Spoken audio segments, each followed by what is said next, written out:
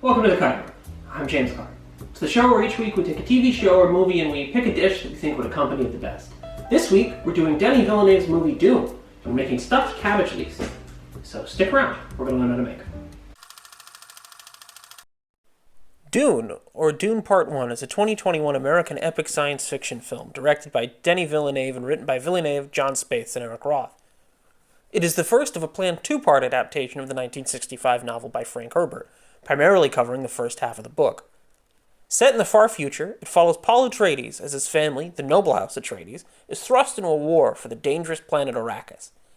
Arrakis, a harsh desert planet and the only known source of spice, a valuable substance that extends human vitality and is critical for interstellar space travel.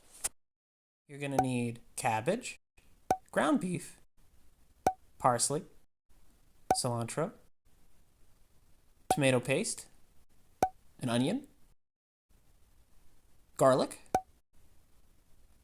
allspice, basmati rice, curry powder, salt, paprika, dill, black pepper. So the reason I wanted to do stuffed cabbage leaves is I felt like Arrakis and the sort of Fremen characters in the book and the movie, they have lots of Middle Eastern and Ottoman and African influences, and most of those cultures have some form of stuffed leaf, be it cabbage or grape or whatever you want to use. So what we're going to do first is we're going to take a cabbage and we're going to peel some leaves off like this, we're going to boil them, and that's how we're going to get started. I'm going to move you over to the stove and we're going to see a bit more. First, you're going to boil the leaves in medium-high temperature for 15 to 20 minutes until they are tender, but not too soft. You still want some structure in order to make the wraps. After removing them from the stove, you're going to want to set them aside to cool down. We're going to start prepping the stuffing mix that's going to go in the leaves. For the filling, we're going to start by dicing a clove of garlic.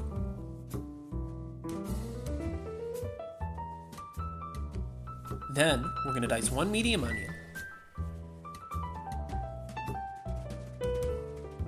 Afterwards, we're going to finely chop some parsley and finely chop some cilantro. Then we're going to add them all together in a bowl. Over high heat, cook the ground beef for 10 minutes or until brown and cooked through. Keep an eye on it and keep it moving in the pan so it can cook evenly. You don't want to burn it. I used 80-20 ground beef, so don't use too much oil. And now that all your ingredients are ready, we're going to put them all together in a bowl. Now we're going to combine all the ingredients in a really large mixing bowl. I started with some pre-cooked basmati rice, then I added the ground beef, and then I added all the spices that I mentioned before. I just sort of eyeballed it, so feel free to add less or more depending on how it tastes at the end. You want to get the tomato paste in there as well, and the juice of half a lemon, fresh squeezed. If you find it tastes a little uncitrusy or a little unspicy, feel free to add more. It all comes down to taste.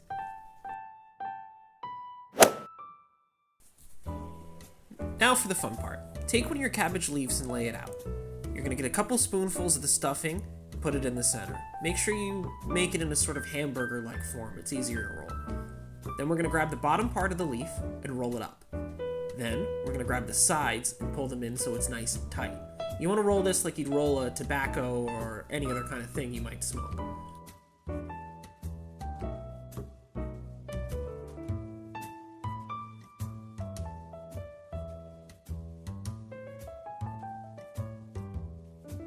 You're going to repeat this until you're out of leaves, but make sure you pack them tight. We don't want them to fall apart when they're in the pan. Then, over medium heat, you're going to place the cabbage in the pan with no oil and put a cup of water over it and cover it so they steam. This normally takes about 10 minutes, but it depends. Halfway through I check to see how the texture of the leaves feel in the pan. Alright, so now we got them all cooked. They're ready, they're plated up, they look delicious. I'm going to try one now. Let's see how these came out.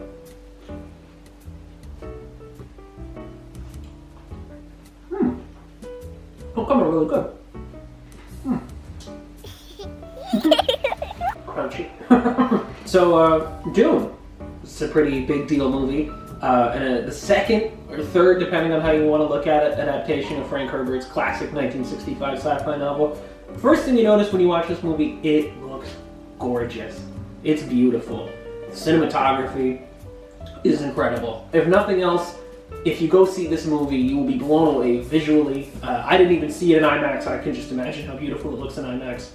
really 10 out of 10 cinematography. The scale, like the action set pieces, they don't feel like these overblown massive action pieces. They feel really close to the way things are described in the book. You get a real sense of the danger, and you get a sense of the planet Arrakis. You feel it.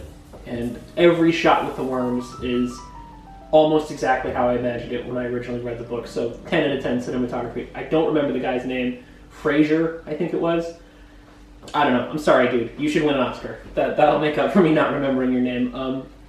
Really incredible. So yeah, Dune. This is the second big budget film adaptation of the movie. Denis Villeneuve, who did Prisoners and Blade Runner, this was sort of his like big passion project. He was pushing for years to be able to make this Dune movie, and I think he succeeded. I really enjoyed the movie. There's parts of it I didn't like. I'll get into that in a minute, but overall, really, really well done. Certainly much better than the 1984 movie, which was highly limited by technology. This is the time to make this movie. My issues with it, it's a little long. And if you haven't read the books and you sat down to watch this movie, even though it does spend the first 35 minutes trying to explain to you there's this planet Arrakis and it's got this resource called spice and everybody wants it because it makes interstellar travel possible, you might forget that 10 minutes later when you're getting ready to go to the planet. So it actually follows this guy Paul, whose father Leto is been told by the Emperor that they have to go to this planet Arrakis. They have to take over spice production, and really they're being set up to fail. They get there and everything's pretty run down, everything's pretty fucked, and for the first 40-50 minutes it's note for note almost exactly like the book. If you've read the book, you'll be sitting there going, yep, I remember this is good, and then it starts to slow down a little bit, and then it picks back up. I'm not going to spoil too much. I thought that the casting was mostly really good. I think Oscar Isaac is phenomenal. I think he's probably the best actor in the whole movie, which is saying something. I thought that I thought when they announced it that Jason Momoa was a weird choice for Idaho. He's not how I pictured him when I read the books. He's great. He's kind of a good choice. I see why they did it. And Timothée Chalamet, I'm sick of Timothée Chalamet. I'm not gonna lie. He's in too many movies. He's fine in this movie. He's fine as Paul. Paul's not even the most interesting character in his own story. Zendaya's really good, although she has probably 9 minutes of screen time total in this 3-hour movie. So if you're going to see Zendaya, she does not show up until the second book anyway. You're not going to see much of her. The music, I forgot about it, honestly. For these big budget movies, they always push the soundtrack and the score and all this amazing. I don't remember any of it. I can't hear any music in my head. It's not there. When I close my eyes, I don't hear, Arrakis theme or anything. It's completely gone. My question with Dune, though, is, it's made its money enough that they want to do a sequel, although it literally opens with it saying Dune Part 1. So I think had they not gone for the sequel, they would have looked really, really stupid no matter how much money it made. I don't know how they're going to follow this up. The second book, Dune Messiah, is probably the weirdest one out of the original books, and that's really saying something considering how weird and off the rails this gets. Dune becomes real sci-fi real fast. So if you went into this first one and you're still going, I have no idea what the hell's going on, second movie's probably not going to clear any of that up for you. Because Denis Villeneuve, who I don't think has made a bad movie, actually, I think all of the works in his filmography have been excellent. He's going to keep going down this let's make it as Dune as possible, and Messiah's weird. And that's one where I think you should probably read the book before you go see part 2, because the story arc of Paul gets real tricky real fast, and the ending of Dune Messiah, you should just prepare yourself before they make the second movie. You got 2 years to go read the books, so now would be a good time to go read them. Dune's awesome. It's totally worth seeing. The stuff that I don't like about it is far exceeded by the stuff about it that's incredible. The fact that they got this close to adapting this book is incredible.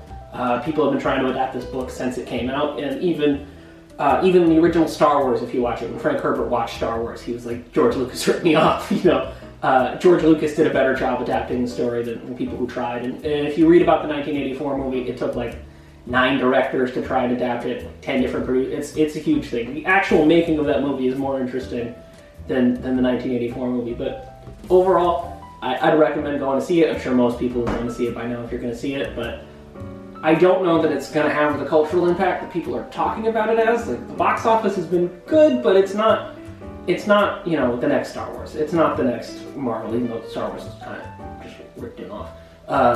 It's not. I don't think it will have the big cultural impact that people are talking it up as. And I think part of that is just, it's a lot to ask somebody to watch a 3-hour movie. And even Warner Brothers doesn't seem like they believed in it that much. Especially because I think in the States you can watch this movie right now on HBO Max, which wouldn't give you any incentive to go to the theater. And I could see where maybe it would have been better as a 2-season miniseries or something. You could have fleshed everything out a bit more, given people more time. But it's a pretty incredible movie. One of the most incredible in terms of spectacle I've seen, probably visually, since I saw Blade Runner 2049, which was also Denis Villeneuve's movie. So I'm excited for the second one. Go read Dune Messiah before you go see the second movie, because I can already tell you're going to be confused. I'll be confused, and I've read all these books. Anyway, thanks for joining us here in the cutting room. I'm going to take another bite of my Fremen wrap, and we'll see you next episode.